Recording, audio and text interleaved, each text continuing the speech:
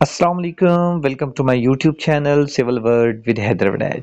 तो जैसा कि आप लोग जानते हैं कि हमने पब्लिक सर्विस कमीशन के पास्ट इंटरव्यूज़ की सीरीज़ स्टार्ट कर रखी है और आज हम डिस्कस करेंगे इंटरव्यू नंबर 41। तो जी आज का फर्स्ट क्वेश्चन है कि आप लोग जब एक्सीबिशन करते हो तो कुछ टाइम के बाद जो है वो ज़मीन जहाँ पे आपने रीफिलिंग की है वो बैठ क्यों जाती है? तो जी इसका सिंपल सा आंसर है कि जो भी हम ट्रंच बनाते हैं, एक्सकवेशन करते हैं, तो एक्सकवेशन में जब हम रीफिलिंग करते हैं और मतलब उसमें हमने मिट्टी जब डाली, लेकिन इसको अगर हम सही तरीके से कंपैक्ट नहीं करेंगे, तो इसकी कंपैक्शन सही तरीके से नहीं करेंगे तो इसमें वाइड्स रह जाएंगे और वाइड्स होने की वजह से वो स्पेसिफिक जो लैंड या अर्थ है वो नीचे बैठेगी। तो जी इससे बचने के लिए हमें प्रॉपर कंपैक्शन करनी चाहिए, proper layer by layer compaction करनी चाहिए। उसमें 6 इंच 8 इंच की आप लेयर डालेंगे, कंपैक्शन करेंगे, उसको टेस्ट करेंगे, दोबारा जो है वो ये प्रोसीजर करते रहेंगे। ठीक है, नेक्स्ट क्वेश्चन है जी, आपके सिटी में अगर कोई काम हो रहा है तो ड्यूरिंग वर्किंग क्या हर्डल्स आ सकती हैं, क्या इश्यूज हो सकते हैं?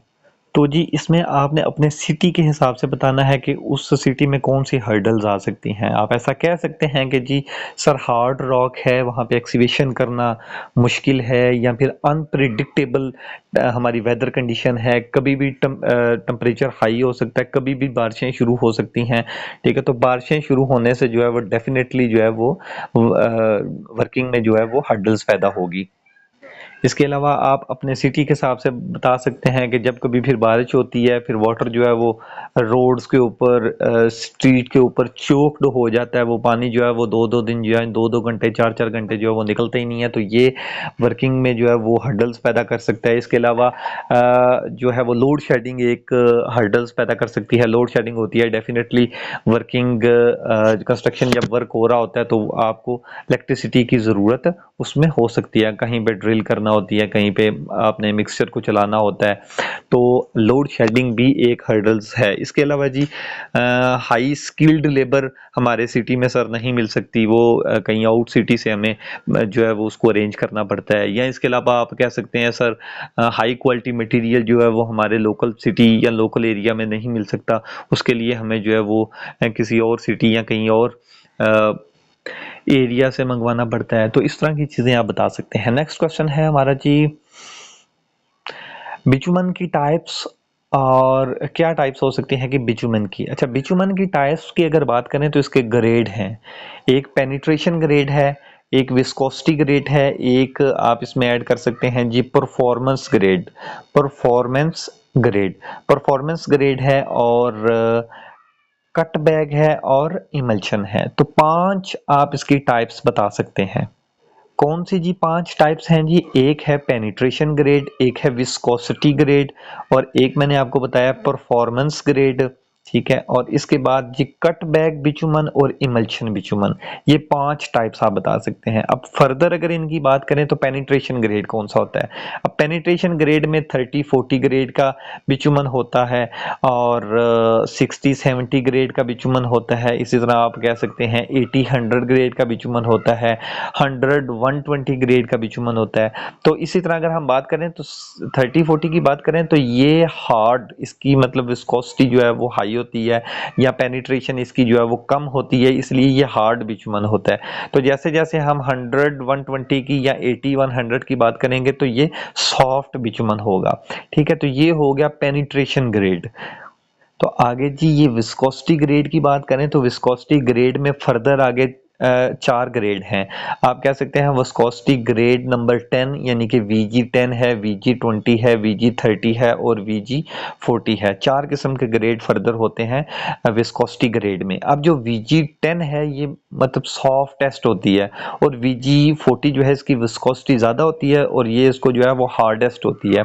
अब इसी तरह मैंने आप बताया आपको एक परफॉर्मेंस ग्रेड है। ठीक है, अब जी परफॉर्मेंस ग्रेड की बात करें तो इसमें भी 3 किस्म के ग्रेड होते हैं। PG यानी कि परफॉर्मेंस ग्रेड PG 6422, ठीक है, और PG 7610 और PG 58 28। ठीक है, तो ये 3 किस्म के इसके परफॉर्मेंस ग्रेड होते हैं। मजीद इंटरव्यू के वाले से इन सब को याद करने की ज़रूरत नहीं होती, जस्ट आपको इल्म होना ज़रूरी है।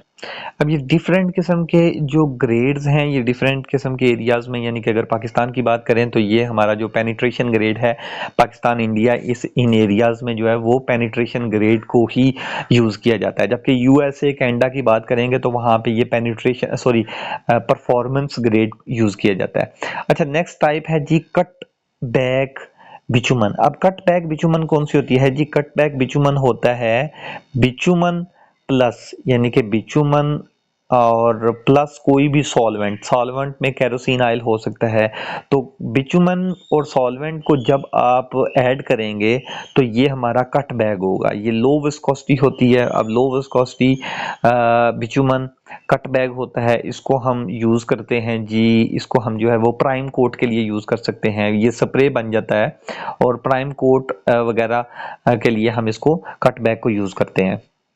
अब नेक्स्ट है जी बिचुमन इमल्शन या अमल्सिफाइड बिचुमन। तो बिचुमन इमल्शन क्या होता है?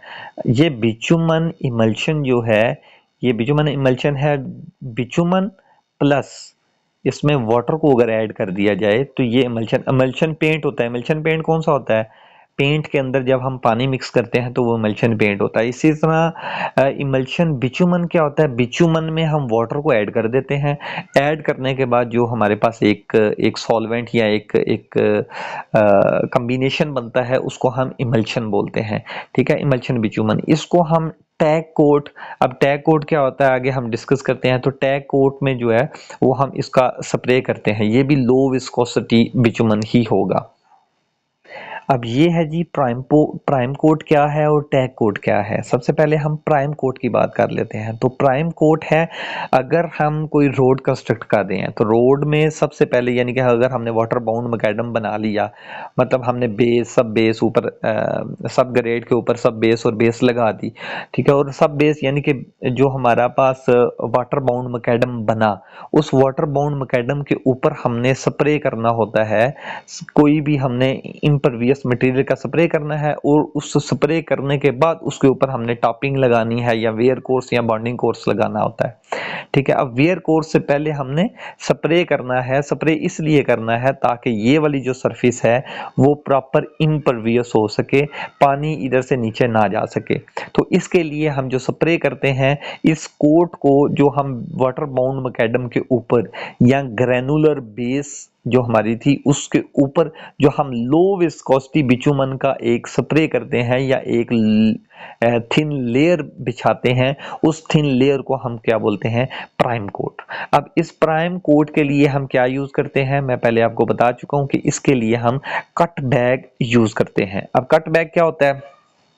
अब एक पॉइंट इसमें आप ये लिख सकते हैं कि कट बैग इसमें यूज करते हैं। अब कट बैग क्या होता है जी? बिचुमन प्लस कोई भी सॉल्वेंट। सॉल्वेंट में आप केरोसिन ऑयल हो सकता है, तो बिचुमन प्लस केरोसिन ऑयल होगा तो वो कट बैग होगा।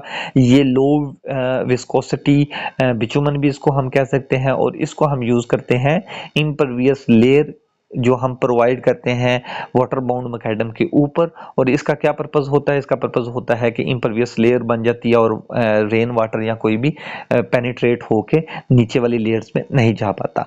अब नेक्स्ट है जी टैग कोट। अब टैग कोट क्या है? प्राइम कोट हो या टैग कोट हो, है तो कोट ही, और दोनों बिचुमन के कोट ही होते हैं। लेकिन टैग कोट हम बोलेंगे अगर हमारे पास ये कोई एग्जिस्टिंग रोड है, पुरानी रोड है, उसकी सरफेस खराब है, हमने उसके ऊपर एक और रोड नए सिरे से उसके ऊपर रोड बनानी है, यानी कि उसके ऊपर हमने जो है वो एक टॉप लेयर प्रोवाइड करनी है, ठीक है, बिचुमन की।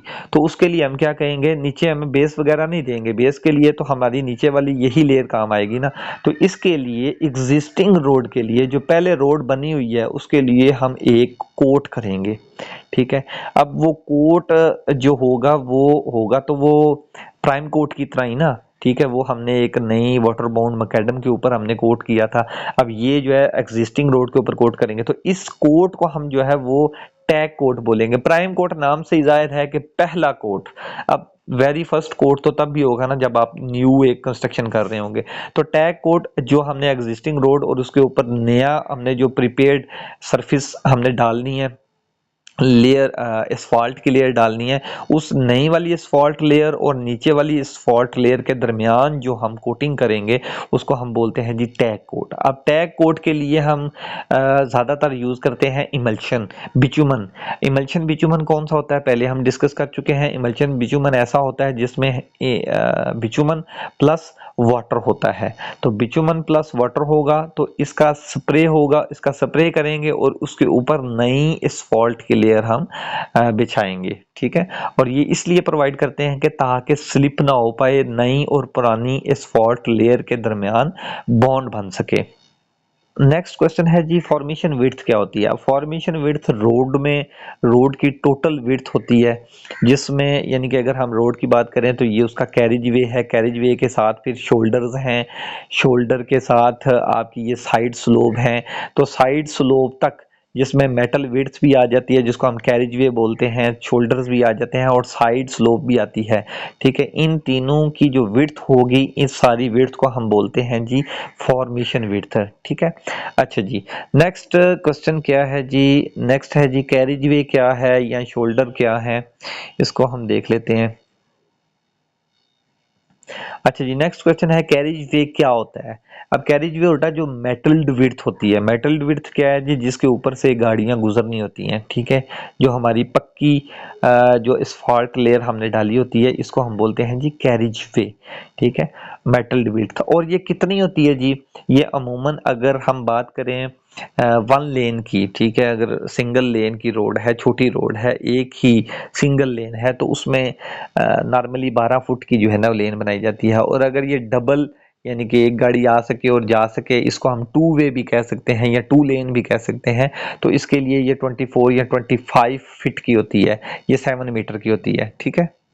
अच्छा जी, नेक्स्ट क्वेश्चन आपसे इंटरव्यूअर पूछता है अच्छा फिर शोल्डर क्या होते हैं, रोड शोल्डर इसका बताएं। तो आप कह सकते हैं सर हमारा जो मेटल्ड विड्थ है इसके ऊपर जो पूरी की पूरी हमने स्फॉल्ट लेयर या फिर बेस सब बेस पूरी एक लेयर हमने प्रोवाइड की होती है। इसको सपोर्ट करने के लिए इसके दोनों साइड पे जो है वो लेटरल इसके प्रेशर यानी कि ये जो है इस पे लेटरल प्रेशर हो रहा होता है, तो ये जो है स्लिप हो सकता है, उसके ऊपर लोड आएगा, लोड आने से क्या होगा ये इधर से स्लिप होके मतलब बैठ सकता है, डैमेज हो सकता है। तो लेटरल सपोर्ट प्रोवाइड करने के लिए हम दोनों साइड पे जो है वो एक इसको सपोर्ट प्रोवाइड करते हैं, उसको हम शोल्डर बोलते हैं। नंबर 1। नंबर 2 ये है कि बाज़ दफ़ा जो है वो गाड़ियाँ इमरजेंसी में स्टॉप करनी होती हैं तो वो हम इन इन जो है ये शोल्डर्स इसलिए प्रोवाइड करते हैं ताकि इमरजेंसी में गाड़ियाँ इसके ऊपर स्टॉप की जा सकें, ठीक है। तो ये भी पर्पज़ है शोल्डर का, ठीक है। अब शोल्डर की विड्थ कितनी होती है, ये नॉर्मली तो जो है वो 7-8 फुट होती है। तो नॉर्मली हम कह सकते हैं कि नेशनल हाईवे की बात करें तो नेशनल हाईवे में यानी कि जीटी रोड्स वगैरह पे नेशनल हाईवे जो भी हमारे पास है, जीटी रोड N5 है, नेशनल हाईवे 5, ठीक है। तो नेशनल हाईवे में ये कितनी होती है जी, ये होती है तकरीबन 8 फुट। नेशनल हाईवे में ये 8 फुट है। और अगर हम मोटरवे की बात करें तो मोटरवे पे 10 फीट इसकी विड्थ होती है शोल्डर की। और शोल्डर का क्या पर्पस होता है कि लेटरल सपोर्ट प्रोवाइड करना, ठीक है।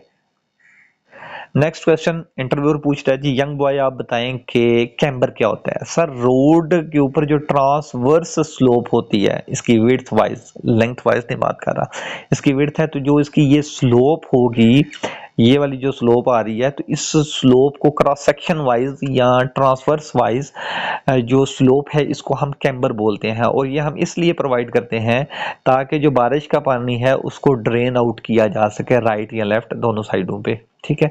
अब ये इसकी डिफरेंट टाइप्स हो सकती हैं। टाइप्स में हमारा जो है वो स्ट्रेट कैम्बर हो सकता है, स्ट्रेट कैम्बर है, पैराबोलिक कैम्बर है और कॉम्बिनेशन कैम्बर है। अब स्ट्रेट कैम्बर कौन सा होता है, कंक्रीट के लिए हम उसको कह सकते हैं ये स्ट्रेट यानी कि थोड़ा सा थोड़ी सी कर्व होती है, ऑलमोस्ट स्ट्रेट ही होता है तो उसको हम स्ट्रेट कैम्बर बोलेंगे।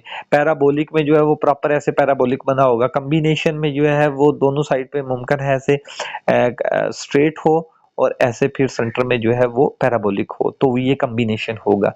तो ये है जी कैम्बर की टाइप्स। अब कैम्बर होना कितना चाहिए, ठीक है।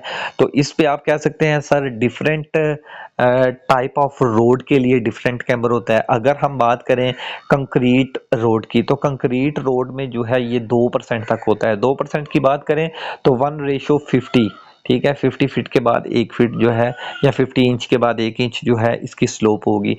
इसी तरह अगर हम बिचुमन की बात करें, बिचुमिनियस रोड यानी कि इसको हम कह सकते हैं फ्लेक्सिबल रोड, तो फ्लेक्सिबल रोड की बात करें तो इसमें 2.5% जो है वो कैम्बर होता है। 2.5 से मुराद है कि 1:40 जो है वो इसका होगा 40 इंच या 40 सेंटीमीटर या 40 फीट के बाद जो है वो 1 फीट का जो है उसमें स्लोप होगी।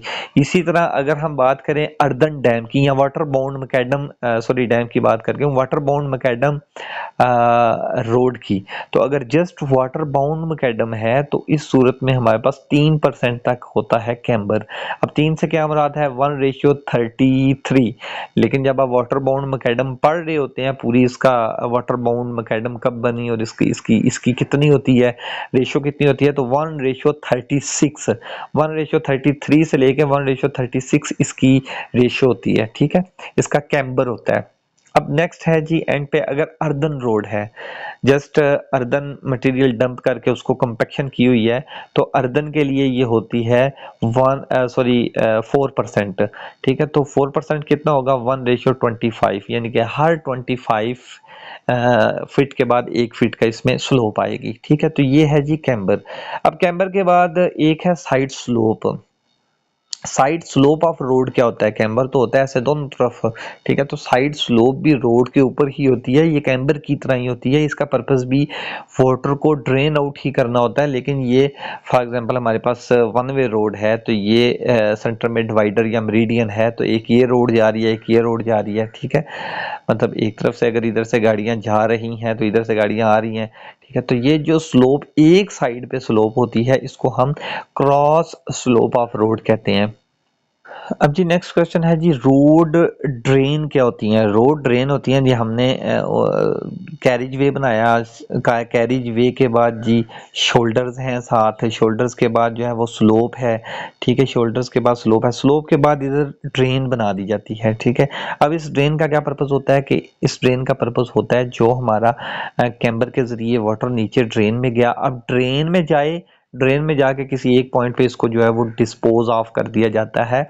लेकिन अगर इसकी ड्रेन ना बनाई गई हो तो पानी जब नीचे ऐसे नीचे पानी इधर इसके टो के पास गिरेगा, इसके कॉर्नर में गिरेगा, नीचे गिरेगा, तो ये इधर से स्कावरिंग करना शुरू कर देगा। जब स्कावरिंग करेगा तो डेफिनेटली ये जो एम्बैंकमेंट बना हुआ है जिसके ऊपर रोड बनी हुई है ये स्कावर होगी, डैमेज होगी, और नीचे से अगर डैमेज होगी तो ऊपर लोड लगने की वजह से ऊपर वाले रोड सरफेस भी डैमेज होगी। नेक्स्ट क्वेश्चन है जी, what is road profile. Road profile क्या है, रोड प्रोफाइल किसे कहते हैं। अब रोड प्रोफाइल होता है कि अगर हम किसी भी रोड को क्रॉस सेक्शन में देखते हैं ना, तो वो तो रोड का क्रॉस सेक्शन हो गया। रोड प्रोफाइल की बात होती है कि लॉन्गिट्यूडनल वाइज, यानी कि एल सेक्शन अगर हम लें। ठीक है, अब एल सेक्शन से मुराद है ये मेरे पास 0 आरडी है। आरडी मतलब जिधर से मैंने रोड बनाना स्टार्ट किया और इधर तक बनाई है। फॉर एग्जांपल मैंने 3 किलोमीटर रोड बनाई है, तो 3 किलोमीटर या 300 मीटर, 3000 मीटर बनाई है। ठीक है, ये 3000 मीटर मैंने बनाई है। तो हर 1000 मीटर को मैं बोलूँगा ये आरडी नंबर 1 है, ये आरडी नंबर 2 है और ये आरडी नंबर 3 है। तो ये तो मेरी आरडीज होगी ना। ठीक है, अब ये तमाम आरडीज, यानी कि इस आरडी का मैं कह सकता हूँ कि ये इसका लेवल जो है वो 100 है। इसका मुमकिन है 99.7 हो, इसका 99 हो, इसका 98.5 हो। तो यानी कि हमारा लॉन्गिट्यूडनल वाइज जो उसका ग्रेडियंट है या इसके अलावा जो भी हमारी एलिवेशंस डिटेल होगी, यानी कि इस पॉइंट पे एलिवेशन ये है, इस पॉइंट पे ये है, इस पॉइंट पे तमाम एलिवेशन की डिटेल हम लेंथ वाइज लॉन्गिट्यूडनल वाइज जब हम ले रहे होते हैं तो इसको हम बोलते हैं जी रोड प्रोफाइल। या सिर्फ एलिवेशन की बात नहीं, जितने स्ट्रक्चर्स आ रहे होंगे उन सब स्ट्रक्चर्स का भी एलिवेशन हम लेंगे, तो ये होगा रोड प्रोफाइल। नेक्स्ट है जी रोड ग्रेडियंट। ग्रेडियंट भी मैं आपको बता चुका हूं जी। अब ग्रेडियंट क्या होगा, लॉन्गिट्यूडनल स्लोप। यानी कि फर्स्ट पॉइंट पे कितनी थी, जैसे जैसे नीचे जाते गए हम, मतलब एक साइड पे जाते गए तो यहाँ तो नीचे की तरफ स्लोप जाएगी या ऊपर की तरफ स्लोप जाएगी, तो ये इसका ग्रेडियंट होगा। ठीक है, लॉन्गिट्यूडनल स्लोप जो है वो ग्रेडियंट होता है और ट्रांसवर्स स्लोप जो है वो कैम्बर होता है। ये तो इसकी आसान सी डेफिनेशन होगी। मजीद डिटेल में अगर आप जाना चाहें तो आपको पता होना चाहिए कि ग्रेडियंट जो है ये कितना होना चाहिए।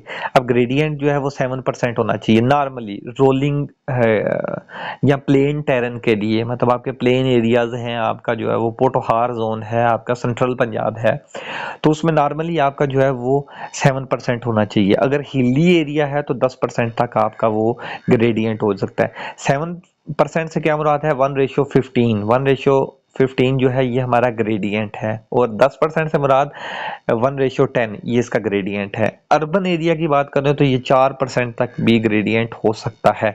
अब ग्रेडियंट की टाइप्स भी हैं। अब ग्रेडियंट की टाइप्स की बात करें तो ये प्लेन, टेरन या रूलिंग ग्रेडियंट है, लिमिटिंग ग्रेडियंट है, ruling gradient, limiting gradient and exceptional gradient. ठीक है, अब रूलिंग होता है कि नॉर्मली जो हम रखते हैं, वैसे आप ज़्यादा डिटेल में ना जाएं, आपको ये जस्ट पता होना चाहिए कि इसमें रूलिंग ग्रेडियंट अगर 5% है ना, तो लिमिटिंग ग्रेडियंट 6% तक जो है वो हम रख सकते हैं। एक्सेप्शनल मतलब बहुत ही ज़्यादा ज़रूरी हो तो इसको 7% तक रख सकते हैं।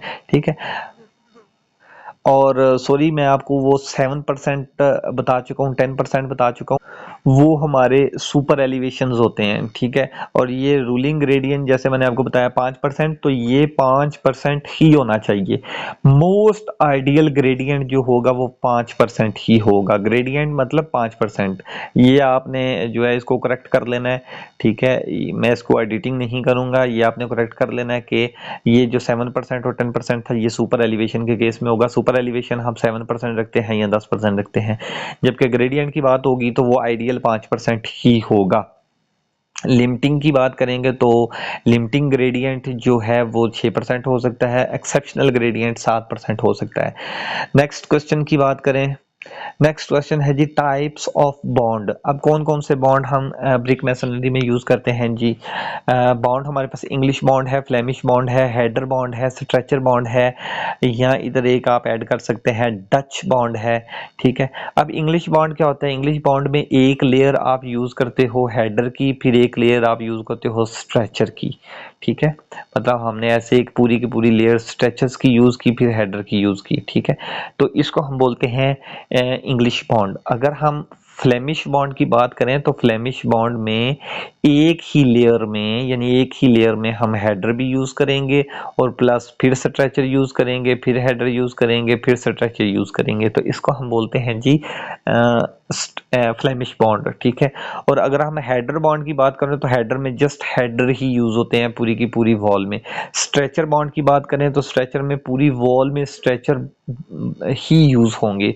ठीक है, एक है जी डच बॉन्ड। अब डच बॉन्ड क्या होता है, ये मॉडिफिकेशन होती है इंग्लिश बॉन्ड की। इंग्लिश बॉन्ड में क्या था, एक हेडर था और उसके बाद स्ट्रेचर बॉन्ड की लेयर थी, यानी कि एक हेडर की लेयर थी, एक स्ट्रेचर की लेयर थी। जबकि अगर हम बात करें इसकी डच बॉन्ड की, तो डच बॉन्ड होता है जब हमने स्ट्रेचर बॉन्ड लगाया, स्ट्रेचर बॉन्ड में 3/4 का एक बैट लगा देते हैं। बैट होता है एक पूरी ईंट को ऐसे 3/4 अगर काटेंगे ना, तो ये वाला एक हमारा, इसको हम कहते हैं बैट। ठीक है, तो 3/4 का बैट लगा देंगे, उसके बाद फिर 3/4 का बैट लगाने के बाद सारी लेयर्स हम स्ट्रेचर की लगाएंगे, उसके ऊपर फिर हेडर की लेयर होगी, और उसके ऊपर फिर जब हम स्ट्रेचर की लेयर लगाएंगे तो उससे पहले हमने 3/4 बैट एक ईंट यूज करनी है, उसके बाद सारे के सारा स्ट्रेचर लगाएंगे। तो ये सेम एज इंग्लिश बॉन्ड ही होगा, लेकिन स्ट्रेचर से पहले, स्ट्रेचर लेयर या स्ट्रेचर कोर्स से पहले हमने 3/4 बैट हमने लगाना है, और बाकी ये इंग्लिश बॉन्ड की तरह ही होगा। नेक्स्ट है जी व्हाट इज सेटिंग आउट। अब ये सेटिंग आउट क्या होता है, सेटिंग आउट होता है कि मतलब कि सेट करना, हम जो काम कर रहे हैं, ले आउट करना, अब आसान लफ्जों में आप ये कह सकते हैं। तो ले आउट करने को हम सेटिंग आउट ही कहते हैं। ठीक है, क्या जी process of marking the building layout on the ground. ठीक है, कोई भी बिल्डिंग है उसको ग्राउंड के ऊपर जो लेआउट करना है उसको हम बोलते हैं सेटिंग आउट। नेक्स्ट क्वेश्चन है जी, रूम को कैसे चेक करेंगे कि लेआउट इसका ठीक है कि नहीं।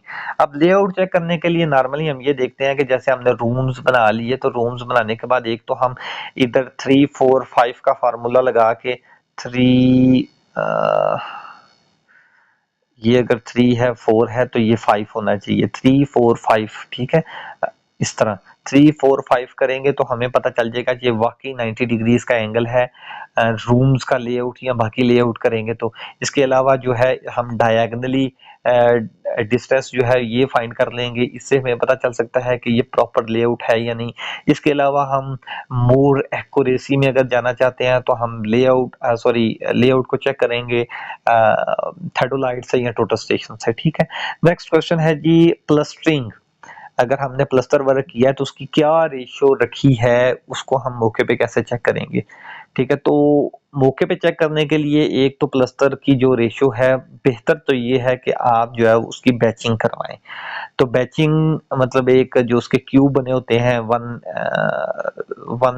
क्यूबिक फीट का एक बैच, एक क्यूब बना होगा।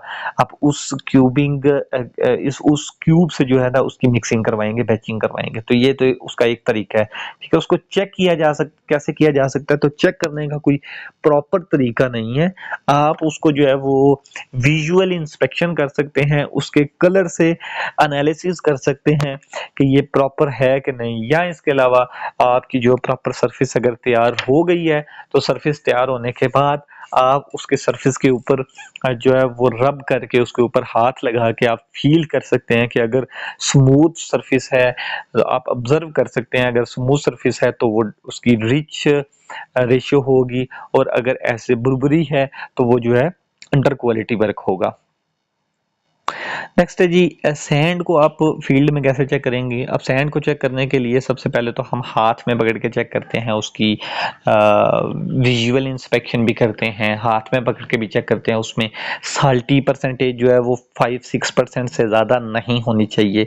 इसको चेक करने के लिए जो है वो हम ग्लास में कास्टिक सोडा डाल के भी चेक कर सकते हैं, उसमें मट्टी या साल्टी परसेंटेज ज़्यादा नहीं होनी चाहिए।